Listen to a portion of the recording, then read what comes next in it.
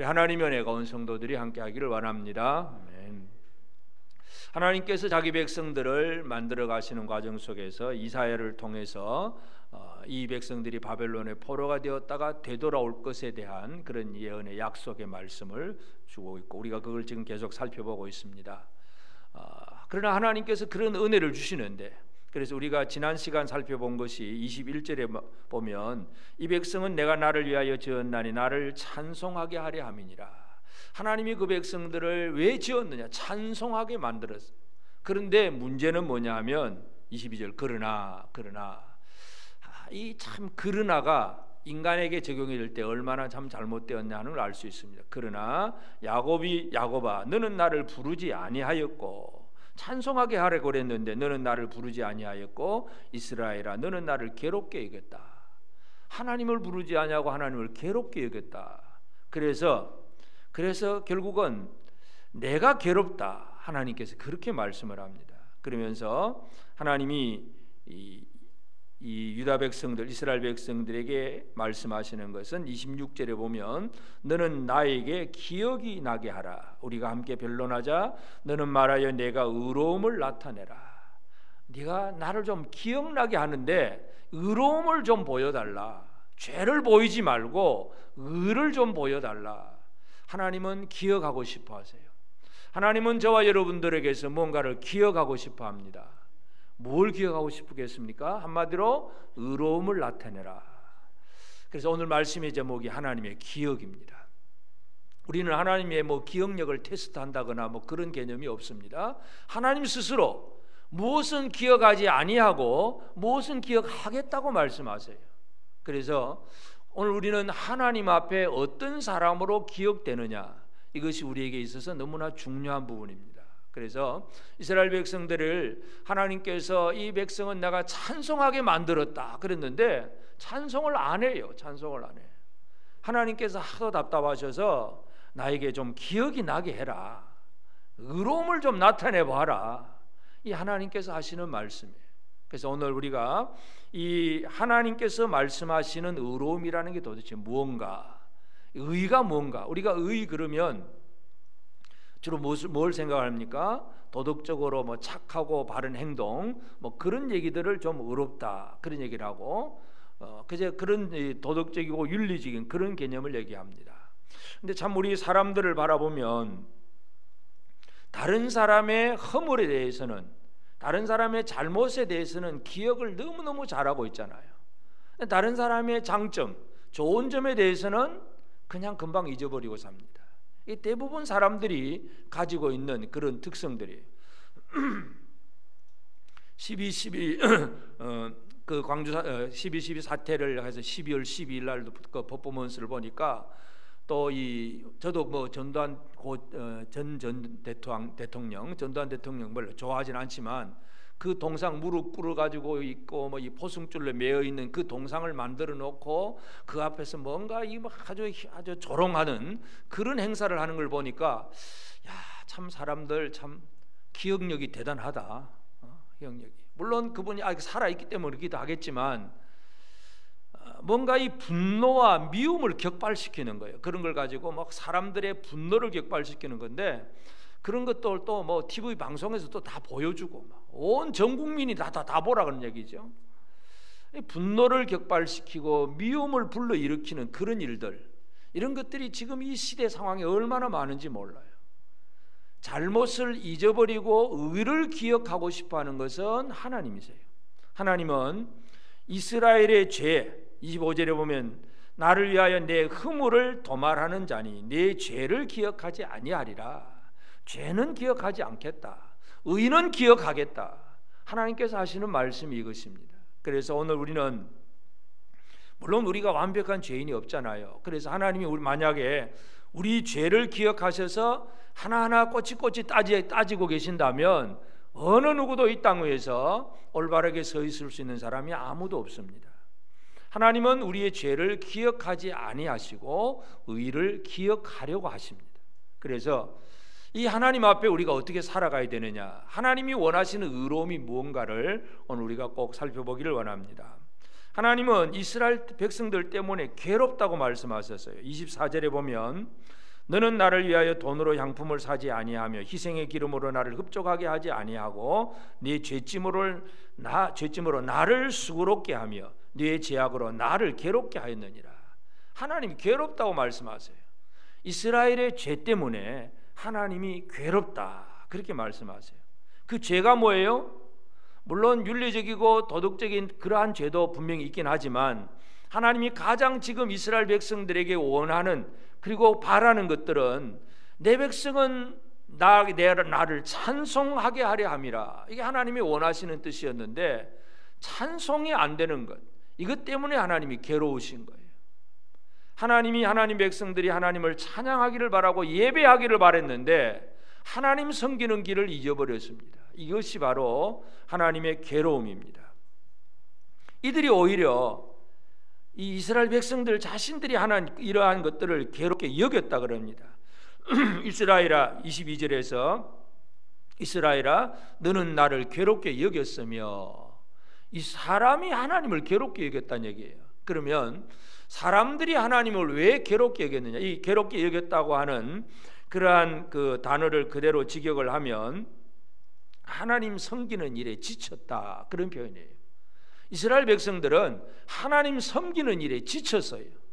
왜 지쳤겠습니까? 일하다가 지쳤습니다. 열심히 일하다가 지쳤습니다. 왜 지쳤습니까? 물론 육신적인 피곤함도 있긴 하겠지요. 근데 우리가 잘 살펴보면 창세기에 야곱이 자기 아내 라헬을 얻는데 라헬을 얻기 위해서 7년 동안 열심히 수고했습니다. 외삼촌이 딸을 주면서 라헬을 안 주고 레아를 줍니다. 또 7년 더 해라. 그럼 라헬을 줄게. 그러니까 또 야곱이 열심히 일합니다. 7년을 며칠같이 이겼더라 그랬습니까? 7년을 수일같이. 7년을 수일같이. 이건 뭐예요? 피곤함이 있다는 거예요? 없다는 거예요?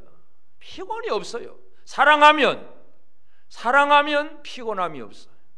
사랑이 없이 형식적이고 습관적인 예배가 되면 그 섬기는 일이 피곤해집니다. 아이고 하는 꼭 또 이 예배 드려야 되냐? 뭐 주일 예배 한 번만 드리면 되지. 뭐 수요일 또 가야 되고 금요일 또 오라 그러고 뭐 새벽에 또 오라 그러고. 아이고 피곤해 못 살겠어. 그럼 뭐가 없다는 얘기예요? 하나님을 사랑함이 없다는 얘기예요. 예배가 형식화되고 습관화되면 예배 드리는 것이 피곤합니다. 설교가 조금만 길어도 피곤해요. 아이고 빨리 좀 끝내주지. 오늘따라 왜 길어? 늘 이 피곤이 느껴요. 이게 바로 하나님 앞에서 이스라엘이 괴롭게 여겼다는 표현입니다. 하나님을 괴롭게 여겼다는 것은 하나님을 섬기는 일에 지쳤다는 얘기예요. 섬기는 일이 없다는 얘기가 아니에요. 우리가 이사야 1장에도 이미 살펴봤는데 이사야 1장 11절에 보면 여호와께서 말씀하시되 너희의 무수한 재물이 내게 무엇이 유익하뇨? 나는 순양의 번제와 살찐 짐승의 기름에 배불렀고 나는 수송아지나 어린 양이나 순염소의 피를 기뻐하지 아니하노라. 무수한 순양 수염소 암소 막 드렸어요. 많은 재물을 드렸는데 성전 마당만 밟을 뿐이니라. 이게 이사야 1장의 예언이었어요. 다시 말해서 형식적이고 습관적인 예배는 철저하게 지켜졌습니다. 그러나 하나님을 향한 진정한 사랑과 하나님을 향한 온전한 그 마음, 이 영이 통하는 그런 마음이 없어요. 그래서 괴롭게 여겼다. 너는 나를 괴롭게 여겼다. 괴롭게 여기니까 뭐예요? 찬양이 안 나오는 거죠. 하나님을 향한 감사와 찬양이 막 터져 나오기를 그렇게 원하고 하나님은 백성들을 나를 찬양하기를 원한다고 그렇게 내 백성을 그렇게 만들었는데 이 백성들이 형식적인 절기를 지키고 예물을 드리고 이거는 되는데 진짜 하나님 앞에 예배가 안 되고 있어요. 이것이 하나님이 가장 괴로워하시는 일입니다. 그럼에도 불구하고 이제 하나님은 자기 백성들에게 어떤 길을 또 열어주시느냐 하면 25절에서 곧 나는 나를 위하여 내 허물을 도말하는 자니 내 죄를 기억하지 아니하리라. 우리가 뭔가 조금 잘하는 거 보이면 용서해 주겠다 그 얘기가 아니에요. 우리는 여전히 고칠 가망성도 없어 보이는 인간들이에요. 근데 하나님은 용서를 해줍니다. 어떻게 해줍니까? 나 스스로 나는 나를 위하여 내 허물을 도말한다. 하나님 스스로 하나님 때문에 우리를 용서해 주시겠다고 그렇게 말씀을 하고 있습니다. 하나님은 자기 백성들에게 예배의 길을 말씀해 주셨어요. 그래서 제일 지금 핵심이 뭐냐면 하나님과 사람 사이의 관계 속에서 하나님 향한 예배가 문제인데 23절에도 보면 내 번제의 양을 내게로 가져오지 아니하였고 내 제물로 나를 공경하지 아니하였느니라. 나는 제물로 말미암아 너를 수고롭게 하지 아니하였고 유향으로 말미암아 너를 괴롭게 하지 아니하였거늘. 하나님은 뭔가 제물 제사의 제도를 우리가 레위기를 읽어보면 제물 제사 제도를 주셨어요. 예배 드릴 수 있는 방법을. 근데 하나님 편에서 볼 때 그것은 결코 수고로운 게 아니고 괴로운 게 아니에요. 레위기 1장을 보면 제일 첫 번째가 번제를 드리는데 그 번제물을 드릴 때에 어떻게 드리냐 하면 소나 양을 가지고 드립니다. 그런데 소와 양을 드리는 제물 쭉 제사법을 설명을 하고 레위기 1장 14절에 보면 만일 여호와께 드리는 예물이 새의 번제이면 산비둘기나 집비둘기 새끼로 예물을 드릴 것이요. 아유, 나는 하나님 소 한 마리 살 돈이 없어요, 양 한 마리 살 돈이 없어요. 그러면 그냥 산비둘기 한 마리, 집비둘기 새끼, 그냥 평범하게 구할 수 있는 별로 돈 들이지 않고 구할 수 있는 그것 가지고도 번제물을 삼으라. 그러면 내가 받겠다. 하나님 그 얘기잖아요. 하나님은 우리 사람들에게 뭐 특별하고 과도한 걸 원하시는 분이 아니에요. 진짜 우리의 마음으로 하나님을 향하여 나오느냐 안 나오느냐, 이것을 하나님이 원하세요. 하나님이 원하는 길이 있어요. 예배의 길. 그 예배의 길이 잘못될 때에 이스라엘의 죄가 되는 거예요. 그래서 이 하나님을 향한 예배의 실패가 바로 이스라엘의 죄가 되고, 그럼 뒤집어 말하면 의로움이 뭐가 되겠습니까? 예배의 성공이 의로움이에요. 우리가 남들보다 뭐 좀 누구보다 착한 일 좀 몇 가지 한두 가지 더 했다고 의인이 되는 게 아니고 하나님 앞에 얼마나 올바로 나올 수 있느냐, 이게 바로 의로움이에요. 의로움. 중국의 한자를 우리가 보면 옛날에 참 누가 그 한자를 만드는지 잘 모르지만 오를 의자를 좀 아십니까? 오를 의자. 오를 의자는 어떤 글자냐 하면 위에 양자가 있어요. 양 한 마리 밑에다가 나 위에, 내 위에 양이 있어요. 나와 양이 하나가 된 것, 나와 재물이 하나가 된 것이 의로움이다. 참 중국 한자를 그 성경을 알고 지었는지 그건 잘 모르겠어요. 하여튼 그 한자를 보면 묘해요. 의로움이 뭐냐? 양과 내가 하나가 되어 있다는 얘기죠. 재물과 내가 하나가 되어야 그게 의로움이에요. 이 재물의 실패가 인간의 실패 역사잖아요. 아담이 하나님 앞에 범죄한 이후로 그 다음 나와서 가인과 아벨, 제일 첫 번째 사건이 가인과 아벨이잖아요. 그게 무슨 문제예요? 예배 문제예요. 가인이 하나님이 원하신 그 길로 예배하지 아니하고 아벨은 하나님이 원하시는 그 피의 제사를 드리고, 그래서 하나님이 옳다 그르다를 말씀할 때에 뭐 가인이 나쁜 짓을 했어요. 나중에는 돌로 쳐 죽이지만 예배를 드리는 그 순간까지 가인도 열심히 농사하고 또 많은 걸 거두어서 하나님 이거 가져왔습니다, 감사합니다, 이 정도로 할 수 있는 사람이에요. 여러분, 우리 인간의 행동이 문제가 아니라 어떻게 하나님 앞에 나오느냐가 가장 중요해요. 그래서 지금 의로움을 얘기할 때에, 죄를 얘기할 때에 예배의 실패를 얘기합니다. 하나님은 이 예배를 실패한 이스라엘에게 그냥 또 내버려 두지 않고 나를 위하여 내 허물을 도말하겠다. 하나님 한 번 더 은혜를 주세요. 이걸 잘 아는 사람이 바로 우리가 이사야에서 계속 살펴봤던 히스기야 왕인데, 이사야 38장 17절에 보면 보옵소서, 내게 큰 고통을 더하신 것은 내게 평안을 주려 하심이라. 주께서 내 영혼을 사랑하사 멸망의 구덩이에서 건지셨고 내 모든 죄를 주의 등 뒤에 던지셨나이다. 내 모든 죄를 등 뒤에 던져버렸다고 하나님 그렇게 말씀합니다. 히스기야 왕은 그만큼 하나님은 우리가 뭔가 조금 개전의 정이 보여서 용서해 주시는 분이 아니고 하나님 스스로, 왜냐하면 하나님은 사랑이시다 그러잖아요. 사랑의 하나님이니까 그냥 용서해 주시고 또 도말해 주시는 거예요. 우리의 죄를 도말해 주시는 거예요. 이것 때문에 우리가 살고 있습니다. 그러니 우리가 의롭다는 얘기는 결국은 하나님 앞에 우리가 어떻게 나아가느냐의 가장 큰 문제예요. 그래서 하나님은 이스라엘의 의를 기억하고 싶어 합니다. 너는 나에게 26절 너는 나에게 기억이 나게 하라. 우리가 함께 변론하자. 너는 말하여 내가 의로움을 나타내라. 의로움을 나타내라. 기억되게 해라. 난 널 좀 기억하고 싶다. 어떻게 기억하기를 원하십니까? 착한 사람, 똑똑한 사람, 하나님 그거 아무 의미가 없어요. 하나님 앞에 인간이 아무리 완벽한들 100% 완벽한 사람이 있겠어요? 율법을 완벽하게 지킬 수 있는 사람은 아무도 없어요. 그래서 인간의 행위를 가지고, 인간의 어떤 노력을 가지고 하나님을 기쁘시게 한다는 것은 그는 있을 수가 없어요.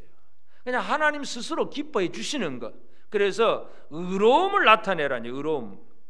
이 하나님 앞에 의로움을 나타내라는 얘기는 결국은 앞부분 하나님을 부르지 아니하고 하나님을 찬양하지 않았던 이걸 좀 고쳐라, 그 말씀이에요. 예배의 길에 바로 서서 하나님을 향하여 온전히 찬양과 감사와 경배를 드릴 수 있는 이 사람이 되는 것을 하나님은 의를 나타내는 것이다, 그렇게 말씀을 합니다. 여러분은 지금 의를 나타내고 계십니까?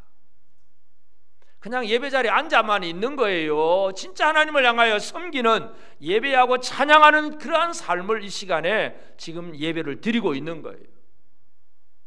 살아계신 하나님 앞에 내 마음과 온 정성을 쏟아서 하나님께 영광을 돌리고 하나님을 감사하고 찬양하고 기뻐하고 늘 하나님 앞에 뭔가 이 마음을 쏟아붓는 이 예배가 이루어지는 것을 하나님께서는 의롭다고 생각하세요. 하나님은 이사야 30장 18절에 그러나 여호와께서 기다리시나니 이는 너희에게 은혜를 베풀려 하시며 일어나시리니 이는 너희를 긍휼히 여기시 하심이라. 대저 여호와는 정의의 하나님이시라. 그를 기다리는 자마다 복이 있도다. 정의의 하나님이 기다리고 계세요. 의의 백성들을 기다리고 계십니다. 그 의가 뭐겠습니까? 착한 일 좀 몇 가지 했다고 그게 의롭다. 물론 그것도 참 괜찮은 일이죠. 남을 위해서 희생을 하고 사랑할 줄 알고 그거 안 하는 사람보다는 훨씬 나은 사람이긴 한데, 하나님 기준의 의로움은 그 정도가 아니에요. 하나님의 기준의 의로움은 뭐예요? 하나님을 제대로 예배하고 찬양하느냐 이거예요. 예배가 실패하면 그것이 죄악이고, 예배가 제대로 회복이 되면 하나님은 그것을 의롭게 여기시는 것입니다. 이것이 이 이사야를 통해서 하나님께 주신 말씀이에요. 그래서 하나님은 우리를 기억하고 싶어 하세요. 뭘 기억하고 싶어 합니까? 의를 기억하고 싶어 합니다. 옆 사람에게 한번 얘기해 주겠습니다. 하나님은 당신의 의를 기억하고 싶어 합니다. 그 의가 뭐라고요? 착한 행실 그 정도 행동 몇 가지가 아니라 하나님 앞에 하나님이 정해놓으신 예배의 길, 제물을 통해서 나아가는, 내가 양 한 마리를 머리에 얹고 나아가는 그것, 바로 그것이 바로 의로움이에요. 하나님은 우리에게 의를 요구하고 계십니다. 이 의가 오늘 우리에게서 이루어져야 됩니다. 그런데 문제는 우리는 우리 스스로 결코 의를 이룰 수가 없습니다. 하나님께서 그래서 제물을 마련해 두었듯이 우리가 의로워지려고 하면 결국 예수 그리스도의 사역이 아니면 결코 우리의 의로움이 이루어지지 않습니다. 그래서 사람은 열심히 하는 것 같아도 하나님 앞에 괴로움을 돌려드리는 그런 사람인데, 예수님이 이 땅에 오셔서 하신 일은 무엇인가 하면 제일 첫 번째가 마태복음 3장 17절에 보면 하늘로부터 소리가 있어 말씀하시되 이는 내 사랑하는 아들이요 내 기뻐하는 자라. 하늘로부터 하나님이 기뻐하신다고 그렇게 막 외쳐 소리가 막 납니다. 언제 그랬습니까? 예수님이 세례 요한에게서 세례를 받고 요단강 물에서 올라올 때에 이 소리가 들린 거예요. 이야 기쁘다. 하나님께서 사람을 쳐다보셨을 때는 기쁨이 없었어요. 기쁨이. 그런데 아들이 사역을 시작할 때, 이제 30년 동안 목수의 아들의 생활을 끝내고 하나님의 아들로 사역을 시작할 때에 하나님은 이건 내 사랑하는 아들이요 내 기뻐하는 자다. 하나님의 기쁨을 그렇게 표현합니다. 예수는 아버지께 기쁨을 돌려드리는 분입니다. 예수님 스스로도 그런 말씀을 하셨어요. 요한복음 8장 29절에 나를 보내신 이가 나와 함께 하시도다. 나는 항상 그가 기뻐하시는 일을 행함으로 나를 혼자 두지 아니하셨느니라. 예수님은 자신의 일이 뭐라 그럽니까? 그가 기뻐하는 일을 내가 항상 그가 기뻐하는 일을 행한다. 이게 하나님의 아들이 이런 이런 삶을 살아야 되죠. 여러분은 하나님이 항상 기뻐하시는 일을 행하십니까? 대답을 잘 안 하시네. 내가 기뻐하는 일은 사람들은 다 열심히 하려고 애를 쓰잖아요. 잘 먹고 잘 살고 뭐 내가 기뻐하는 일을 위해서는 우리가 얼마나 힘을 다하는지 몰라. 그런데 예수님은, 하나님의 아들은 나는 항상 아버지 그가 기뻐하는 일을 행함으로 하나님 아버지는 나를 혼자 두지 아니하셨느니라. 이게 하나님과 함께하는, 동행하는 길이기도 합니다. 하나님과 함께하는 길이 뭐라고요? 하나님 기뻐하는 일을 행하면, 하나님이 기뻐하신 일을 행하는 것이 하나님과 함께하는 생활이기도 해요. 하여튼 예수님이 이 땅에 오셔서 이제 하나님의 아들로 구원의 사역을 시작할 때에 이것을 하나님께서 기뻐하셨어요. 괴로움이 없다는 얘기죠. 사람들이 하는 일에서는 하나님은 괴로움을 느끼지만 하나님의 아들을 통해서는 괴로움이 없습니다. 그리고 하나님은 우리의 모든 인간의 죄를 도말하시는 분, 깨끗하게 없애버리시는 분입니다. 그래서 죄의 도말이 어떻게 이루어지느냐? 결국 예수 그리스도를 통해서 우리의 죄의 도말이 이루어집니다.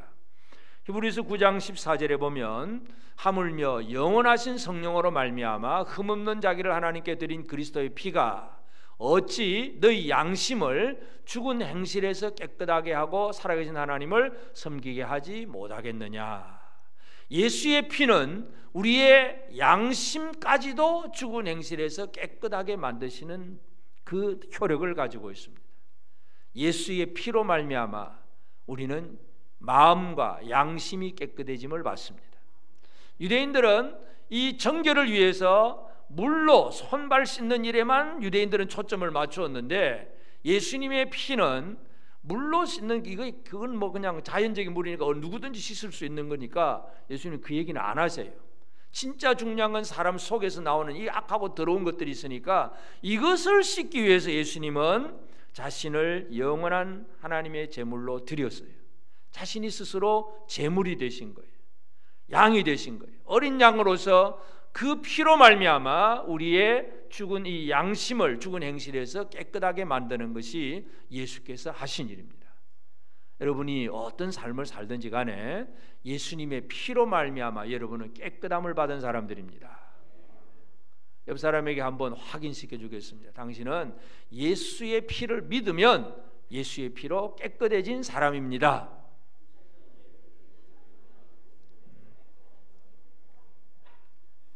우리가 건강을 위해서는 물로 손발 씻는 게 중요해요. 그러나 영적인 삶에 있어서는 예수의 피가 아니면 결코 깨끗함을 얻을 수가 없습니다. 또 한 가지 예수님은 제자들에게 무엇으로 깨끗하게 해주시느냐 하면 요한복음 15장 3절에 너희는 내가 일러준 말로 이미 깨끗하여졌으니, 말씀으로, 늘 말씀을 들을 때에 우리의 영혼이 깨끗해집니다. 영혼을 샤워하는 방법은 하나님의 말씀을 듣는 일입니다. 말씀을 읽고 말씀을 듣고 하여튼 이 말씀이 우리의 영을 깨끗하게 해주는데 문제는 매일 세수하고 샤워를 하는데 영의 세수는 하는지 안 하는지 잘 모르겠어요. 잘 하시기를 바랍니다.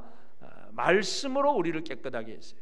그래서 하나님께서 우리의 죄를 도말하시는데 어떻게 도말하시냐? 예수님께서 그 도말이 이루어지도록 하신 것은 자신을 제물로 내어놓으셨고, 그리고 예수님께서 말씀이 되어서 우리 가운데 오셔서 하나님의 말씀으로 우리를 들려주심으로 우리를 정결케 하고 깨끗하게 합니다. 그러면 하나님께서 우리를 우리 죄를 다 등 뒤에 던져버리신 거예요. 이미 우리는 이제 깨끗함을 받은 사람이 되었다고 그렇게 말씀을 합니다. 그리고 결국은 하나님이 원하시는 게 뭐예요? 내 의로움을 나타내라 그러잖아요. 의로움. 그럼 이 의로움이 어떻게 이루어지는 거냐? 결국은 내가 뭔가 착한 일을 많이 해서 의롭다는 개념이 아니라 의로움은 하나님 앞에서 제대로, 하나님께로 제대로 나아가는 삶이 되어야 되는데 로마서 4장 25절에 보면 예수는 우리가 범죄한 것 때문에 내줌이 되고 또한 우리를 의롭다 하시기 위하여 살아나셨느니라. 우리를 의롭다 하시기 위해서 살아나셨다고 했어요. 살아난 게 뭐예요? 그러면 바로 죄의 권세를 깨뜨리고 살아나신 거예요. 예수님이 십자가에 달려 죽으셨다가 부활하심으로 그 부활이 우리를 의롭다 하시는 것입니다. 하나님이 이제 우리를 의롭다고 보시는 거예요. 왜 그렇습니까? 우리는 아직도 여전히 내가 내 육체를 입고 가지고 있지만 내 안에 예수 그리스도가 살아계시면, 십자가에서 죽으시고 다시 사신 생명의 주님이 우리에게 있으면 하나님 아버지 앞에 나아갈 수 있는 그런 사람이 된 것이고, 하나님 아버지 앞에 늘 나아가는 그 사람을 하나님은 의롭다고 여겨주시는 것입니다. 고린도후서 5장 21절도 봅니다. 하나님이 죄를 알지도 못하신 이를 우리를 대신하여 죄로 삼으신 것은 우리로 하여금 그 안에서 하나님의 의가 되게 하려 하심이라. 우리가 하나님의 의가 되도록 예수 그리스도를 대신해서, 예수님이 우리를 죄를 대신해서 십자가에 죽으시고 그리고 부활하시고, 이것이 바로 우리의 의로움이 됩니다. 그러므로 우리가 의를 나타낸다는 얘기는 결국 뭘 나타내는 것입니까?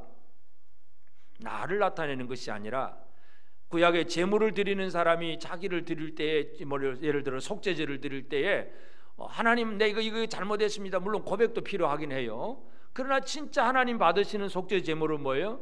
제물, 죽는, 피 흘려 죽는 제물이 하나님 앞에 드려져야 돼요.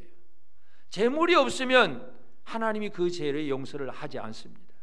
예수 그리스도가 우리의 제물이 되신 것이고, 그 예수를 붙들고 예수 믿음으로 나아갈 때에 우리는 하나님 앞에 의로운 사람이 되는 것입니다. 옆 사람에게 한번 얘기해 주십시오. 당신은 예수 때문에 의롭습니다.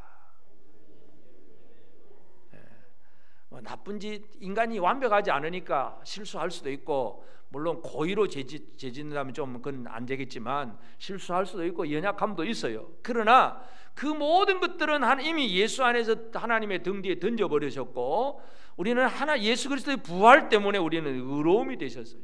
이게 바로 의를 나타내는 길을 예수께서 만들어 주셨다는 걸 우리가 알 수 있습니다. 그러므로 이제 오늘 우리는 하나님께서 기억하는 사람, 의인으로 기억하는 사람으로 우리가 살아가야 되지 않겠습니까? 하나님께서 여전히 죄인으로 기억하겠습니까? 의인으로 기억하겠습니까?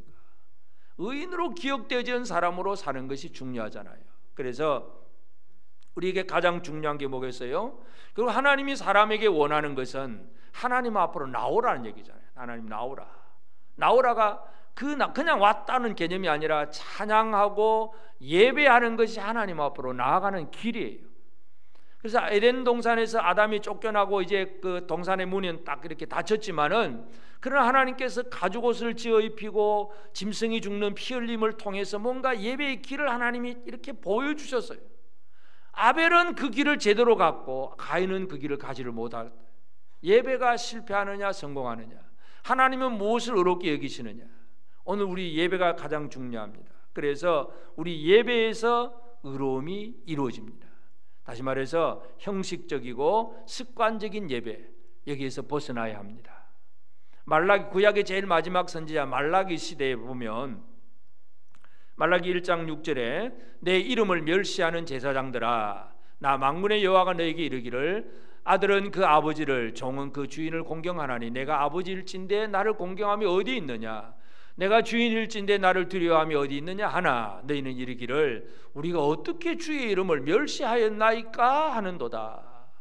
하나님은 내 이름을 멸시하는 제사장들아, 그런 얘기를 하니까 제사장들이 하는 얘기가 우리가 어떻게 주의 이름을 멸시했습니까 따지고 드는 거예요. 이게 말라기 시대 얘기입니다. 하나님의 이름을 멸시했다. 멸시. 이 멸시가 뭐예요? 아까 우리가 처음에 생각했던 피곤하고 괴롭게 생각하는 거예요. 하나님 섬기는 게 피곤하고 하나님 섬기는 것이 괴롭고 힘들고, 이게 하나님을 멸시하는 일입니다.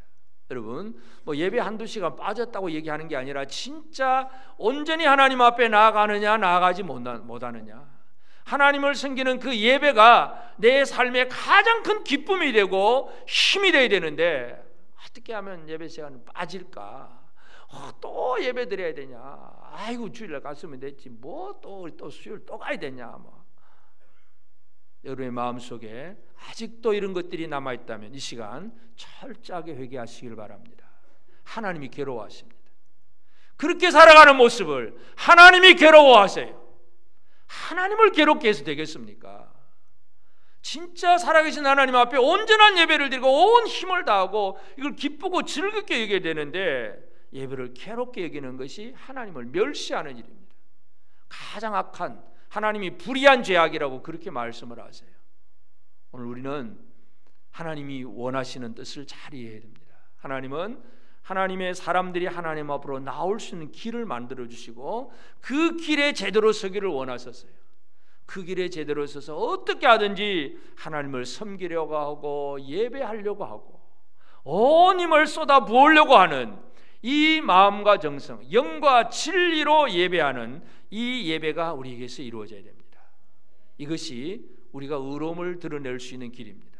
그리고 그 예배의 핵심이 뭐겠어요? 결국은 예수 안에 거하는 것. 예수가 아닌 재물이, 우리의 재물이신 예수가 아닌 내가 뭔가 드렸습니다 하는 이거 가지고는 되는 게 아니에요. 우리의 예배가 예수가 빠지면 재물 없는 제사일 뿐입니다. 재물 없는 제사는 아무 의미가 없잖아요. 그래서 우리의 육체적이고 어떤 이 혼적인 지정이 이런 삶을 가지고 착하게 살고 바르게 살고 뭐 선하게 살고 뭔가 남보다 좀 더 도덕적이고 좀 더 윤리적이고 그래서 뭔가 좀 착한 일을 많이 해보자, 당연히 좋은 일이긴 해요. 그러나 그것만으로는 진정한 의로움이 아닙니다. 진정한 의로움은 하나님 앞에 나가는 것인데 하나님 앞에 의로움은 재물의 문제예요. 그래서 예수 그리스도가 우리 안에 분명히 나타나야 합니다. 우리가 잘 아는 말씀이지만 갈라디아 2장 20절에 보면 내가 그리스도와 함께 십자가에 못 박혔나니 그런즉 이제는 내가 사는 것이 아니요 오직 내 안에 그리스도께서 사시는 것이라. 이제 내가 육체 가운데 사는 것은 나를 사랑하사 나를 위하여 자기 자신을 버리신 하나님의 아들을 믿는 믿음 안에서 사는 것이니라. 내 안에 예수 그리스도가 살아계신 이 모습으로 하나님 앞에 나올 때에 하나님은 내 얼굴을 보시기는 것이 아니라 내 안에 계신 살아계신 예수를 보고 우리를 기뻐하시고 너는 의롭다 그렇게 인정해 주시는 것입니다. 여러분은 하나님 앞에 의롭다고 인정을 기억될 그런 사람이 되셨습니까? 뭘 보고 그렇게 해주십니까? 내 안에 살아계신 예수님. 내가 육체 가운데 사는 것은 예수 그리스도가 내 안에 살아계실 때에 내가 예수를 왕으로 모시고 살 때에 하나님 아버지는 그 사람을 보고 의롭다고 여겨주시는 거예요. 우리의 죄와 허물은 이미 다 등 뒤에 던져버렸습니다. 왜냐하면 예수가 제물이니까. 아까 처음에 말씀드렸듯이 오를 의자가 뭐라고요? 양 한 마리 밑에 양과 나가 하나가 되어 있는, 이게 바로 하나님이 원하시는 의로움이에요. 의로움. 그러므로 우리는 우리의 제물이신 예수를 결코 잃어버려서는 안 된다는 것을 기억해야 됩니다. 그러면서 우리는 이제 우리의 삶에서, 우리의 삶 속에서 어떻게 좀 하나님 앞에 바르게 살아가느냐. 그러니까 예배를 통해서 의가 드러나고 예수를 통해서 드러나야 되지만, 한 가지는 또 물론 이 삶 자체도 예배이기도 하지만 우리의 삶을 보여드려야 돼요. 성경에서 하나님이 가장 많이 기억하는 사람이 누구일까 한번 묵상을 해봤어요. 물론 하나님 전능하신 하나님이니까 모든 사람을 다 알고 계시고 우리 속 중심까지 다 알고 계시지만 제일 많이 언급하고 또 등장시키고 계속 얘기하는 그런 사람은 누구일까 한번 보니까 몇 사람이 있는데 그중에 가장 대표적인 사람이 바로 다윗이에요. 다윗. 사도행전 13장 22절에 보면 사울을 패하시고 다윗을 왕으로 세우시고 정언하며 이르시되 내가 이새의 아들 다윗을 만나니 내 마음에 맞는 사람이라 내 뜻을 다 이루리라. 하나님은 다윗을 볼 때 이건 내 마음에 꼭 맞다, 너무너무 좋다 이거죠. 여러분은 하나님의 마음에 맞는 사람입니까? 사람입니까? 하나님 마음에 맞는 사람입니까? 아무개 집사 보니까 이거 진짜 내 마음 꼭 맞다. 하나님이 기억해 주는, 구약에서도 맞아요. 구약 성경을 전체 열왕기 역사를 쭉 보면 이 왕들이 제대로 됐느냐 제대로 안 됐느냐를 판가름하는 기준이 뭐예요? 다윗의 길로 따라갔느냐 아니면 여로보암의 길로 따라갔냐 이거예요. 다윗의 길로 따라가면 이거는 제대로 믿음에 있는 왕이고, 여로보암의 길, 아합의 길로 가면 이거는 실패한 왕이에요. 하나님은 다윗을 왕들에게 계속 가르쳐 주셨어요. 예수 그리스도가 이 땅에 오신 것도 아브라함과 다윗의 자손 예수 그리스도로 오셨어요. 그래서 이 다윗은 하나님이 보실 때 가장 좋은 기억을 가졌던 그런 사람이라는 걸 우리가 알 수 있습니다. 그러면 왜 그랬을까요? 우리는 다윗을 알잖아요. 성경을 읽고. 다윗도 완벽하지는 않잖아요.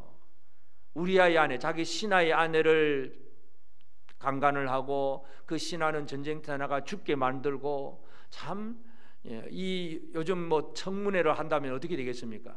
당장에 탄핵받을 왕이죠. 그 자리에 있을 수가 없어요. 그렇게 악한 죄를 지었는데도 불구하고 하나님은 다윗을 내 마음에 맞다고 표현하세요. 이게 도대체 무슨 일이에요? 결국 하나님은 어떤 죄는 등 뒤에 던져버리세요. 그럼 뭘 기억하시냐요? 하나님이 다윗을 향하여 기억하시는 게 뭘까요? 이걸 우리가 이해하는 게 가장 중요합니다. 시편 110편 1절에 보면 다윗의 시는 이렇게 얘기를 합니다. 여호와께서 내 주에게 말씀하시기를 내가 내 원수들로 내 발판이 되게 하기까지 너는 내 오른쪽에 앉아 있으라 하셨도다. 다윗은 왕이에요. 왕이고 그 당시에 최고 어떤 그 중동 지역에서 최고로 강한 능력 있는 힘 있는 왕이었어요. 뭐 다윗이 좀 더 우러러 보거나 누군가를 의지하거나 할 만한 그런 사람은 아무도 없어요. 그런데 다윗이 시편에 뭐라 그럽니까? 여호와께서 내 주님, 내 주에게 말씀하시기를. 바로 그분 여호와 하나님이 그 주님에게 말씀하시기를, 결국 예수 그리스도예요. 주님에게 말씀하시기를 내가 내 원수들로 내 발판이 되게 하기까지, 예수가 이 땅에 와서 원수들을 다 멸하기까지 너는 내 오른쪽에 앉아 있으라 하셨도다. 하나님이 아들에게 그렇게 하신 것을 다윗이 고백을 하는 거예요. 여기서 중요한 게 뭐겠어요? 다윗이 뭘 아는 사람일까요?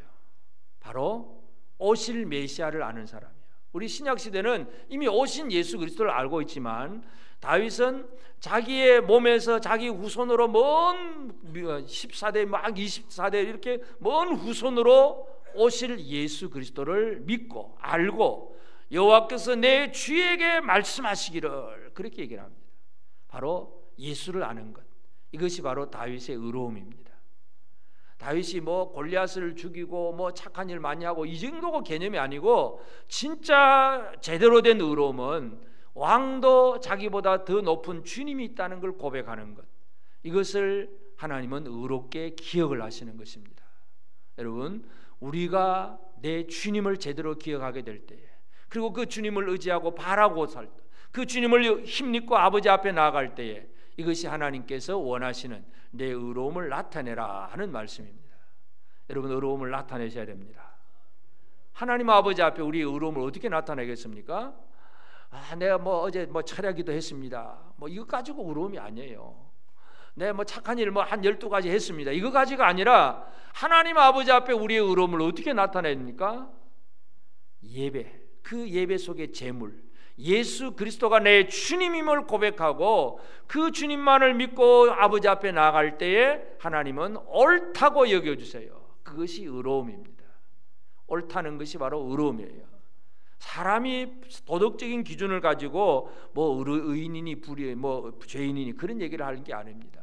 세상의 모든 기준들은 전부 인간 도덕적인 윤리적이고 또는 어떤 정치적인 그런 기준을 가지고 나는 맞고 너는 틀렸다고 늘 그렇게 얘기하고 있잖아요. 이 세상에 지금 일어나고 있는 모든 일들이 그래요. 그러나 진짜 회복될 일이 뭐겠습니까? 하나님을 제대로 섬길 수 있는 그 사람, 그 한 사람을 하나님이 찾으세요. 그 한 사람만 있으면 예루살렘이 안 무너집니다. 소돔성이 왜 무너집니까? 하나님 앞에 의인 10명이 없어서 그렇습니다. 내가 의인이 되면, 우리 교회가 의인들의 삶을 살면 나라와 민족을 살리는 것입니다. 내 한 사람이 제대로 하나님 앞에 바로 서면 나를 통해서 내 주변의 식구들을 살리는 것입니다. 오늘 우리는, 하나님은 우리를 기억하시기를 원하십니다. 죄는 기억 안 하세요. 등 뒤에 던져버렸어요. 의만 기억하시려고 해요. 그러니 우리가 보여드릴 게 뭐겠어요? 하나님 앞에 우리는 의를 드러내는 삶을 살아야 됩니다. 하나님 앞에 의를 잘 드러내시길 바랍니다. 우리 옆 사람에게 한번 격려하겠습니다. 하나님이 원하시는 그 의를 우리 잘 드러내며 삽시다.